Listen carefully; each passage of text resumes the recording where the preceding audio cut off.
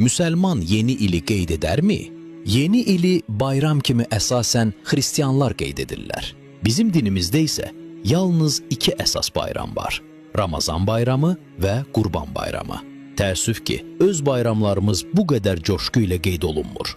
Lakin buna baxmayaraq, bəzi insanlar yeni ili bayram kimi qeyd edirlər. Bəs hansı xristian Qurban və ya Ramazan bayramını qeyd edir? Əlbəttə ki, heç biri.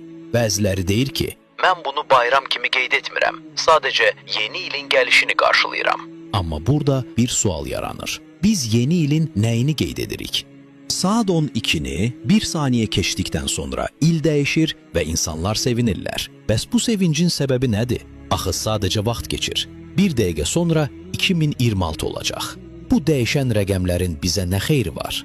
Əsas olan rəqəmlərin dəyişməsi deyil, insanın düşüncəsi və davranışlarıdır. Bu bir il ərzində hansı dəyişikliklər etdik? Hansı günahlardan uzaqlaşdıq? Hansı yaxşılıqları həyata keçirdik? Əgər namaz qılmırdıqsa, bu il namaza başladıqmı?